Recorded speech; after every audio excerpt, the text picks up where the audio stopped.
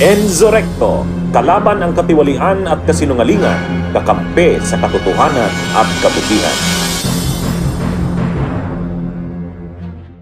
Tunay ba tayong makatao? Binigyang diin ni Senator Alan Peter Cayetano na mas makatao umano ang panukalang resolusyon na pahintulutan ang interim release ni ex-President Rodrigo Duterte sa pamamagitan ng house arrest.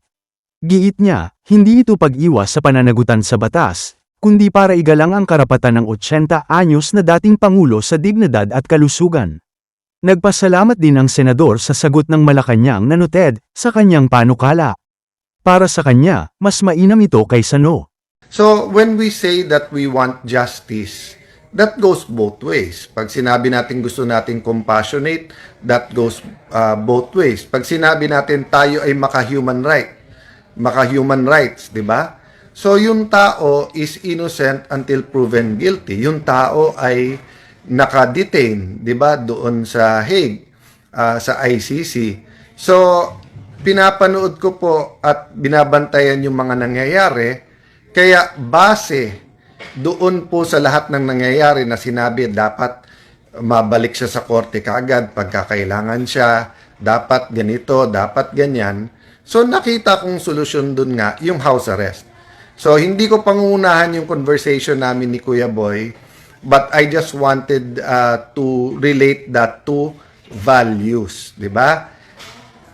Ang values natin na test pagka ayaw natin i-apply yung value na yon, 'di ba? So halimbawa pag sinabing si Alan galit na galit sa malabong kausap, pero sinabi nyo si Alan ay patient. And dapat kahit sa malabong kausap, I'm patient. Kasi kung hindi ka patient. So ano ba values natin as a people, 'di ba? Bakit dun sa mga nagsasabing tama yan, ilagay nyo sa ICC. Di ba dahil sinasabi nyo human rights? O may karapatan ang ating dating Pangulo sa kanyang dignity. May karapatan siya sa kanyang health. May karapatan siya na hindi naman siya napapatunayan pang guilty na makapiling, ma-meet yung mga kamag-anak niya. Advanced na in age, di ba? So, kung halimbawa po, kakampi nyo yung nakulong doon, will you have the same values? I hope I can also answer you the same. And I examined myself sa mga nakalaban ko before po hindi ko po pinilit na dahil I disagree with them, they suffer. Diba? I've always looked also at yung welfare nila. Diba? So anyway, it's not about me. We're not talking about you either, your opinion. We're talking about values natin as a nation. Ang problema, yung values natin as a nation is determined what we also do as a nation. That's why I'm grateful na kahit ang sagot ng Palasyo ay noted, hindi okay yan, because noted is enough for me dahil weekend din na ibig sabihin we'll listen.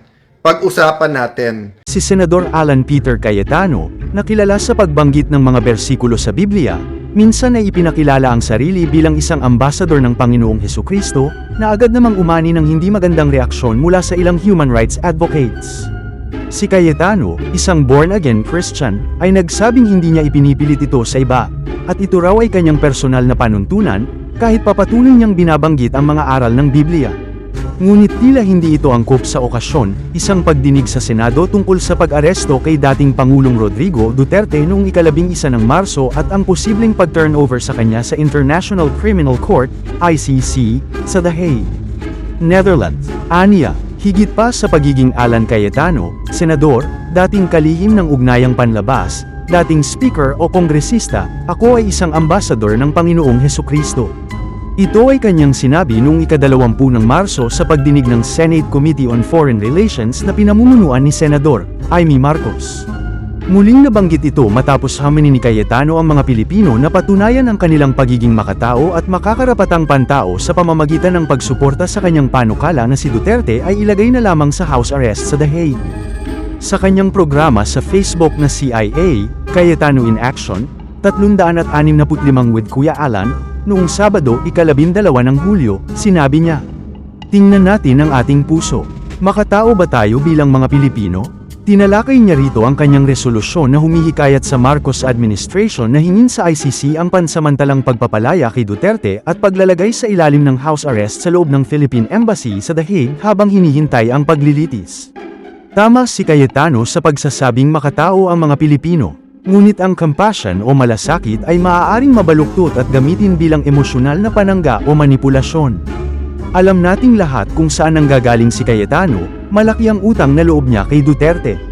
Noong 2016, pinili siya ni Duterte bilang running mate sa pagka-vice-presidente. Nang matalo siya kay Leni Robredo, hinirang naman siyang kalihim ng DFA pagkalipas ng 1-year ban sa natalong kandidato. Noong 2019, muling tumakbo si Cayetano bilang kongresista sa Taguig. Sa tulong ni Duterte, naging speaker siya ng Kamara, kapalit ng kasunduan na maghahati sila ng termino ni Rep. Lord Alan Velasco.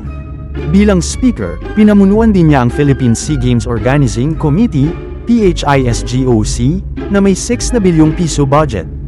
Isa sa mga kontrobersya rito ang 50 na milyong piso kaldero na ipinagtanggol niya bilang likhang sining ng yumaong national artist Bobby Manyosa. Kaya't hindi nakakagulat kung ipaglalaban niya ang kaginhawaan ni Duterte hanggang sa huling hibla. Sa kanyang panayam kay Boy Abunda, sinabi ni Cayetano, "Kung ang compassion ay para lang sa mga mahal natin sa buhay, pero hindi natin kayang ibigay sa mga kinaiinisan natin, hindi tayo tunay na makatao." Dagdag pa niya, ang hustisya at karapatang pantao ay dapat para sa lahat. Kaibigan man o kaaway, ngunit kung may magic mirror, sana si Abunda, baka mas maipakita nito ang mga kabalintunaang pananalita ni Cayetano. Paanong nagagamit ang pangalan ng Diyos para ipagtanggol ang madugong gyera kontra droga? Paanong makatao kung ipinagtatanggol ang isang sistemang pumatay ng libu-libo na walang due process? At paanong makatao kung si Duterte mismo ay paulit-ulit na inamin sa publiko na siya ay nag-utos ng mga pagpatay, at minsan ay siya pa raw ang bumaril? Ayon kay Cayetano, karapatan ni Duterte ang maayos na kalusugan, dignidad, at ang presumption of innocence. Pero paano naman ang libu-libong pinatay, kabilang ang mga bata, na tinawag ni Senador Bato de la Rosa bilang collateral damage? Oo, may respeto tayong mga Pilipino sa matatanda. Pero iba ang usapan kapag ang matanda ay hindi rin nagpakita ng respeto at awa sa buhay ng iba. Dapat nating malaman ang kaibahan ng tunay na malasakit sa bulok na malasakit. Ang tunay na compassion ay hindi pumipili. Ang peke, ginagamit bilang panangga sa pananagutan. At ang paghahain ng resolusyon para sa Filipino values ay hindi sapat para ituring kang ambasador ni Kristo. Sabi nga ni Bishop Antonio Abla ng Iglesia Filipina Independiente, hindi lang ito bastos sa pananampalataya, ito ay rurok ng pagkukunwari. Si Cayetano ay hindi kinatawan ng ebanghelyo ng pag-ibig at hustisya. Ginagamit niya ang pangalan ng Diyos para takpan ang mga kasalanan ng makapangyarihan. Bunyog, bunyog, halikan na kasama ka. Bunyog, kapag buklod ay may pag-asa. Luzon, Visayas, Mindanao, isa ang pananaw. Sa bagong Pilipinas ang bunyog isisigaw.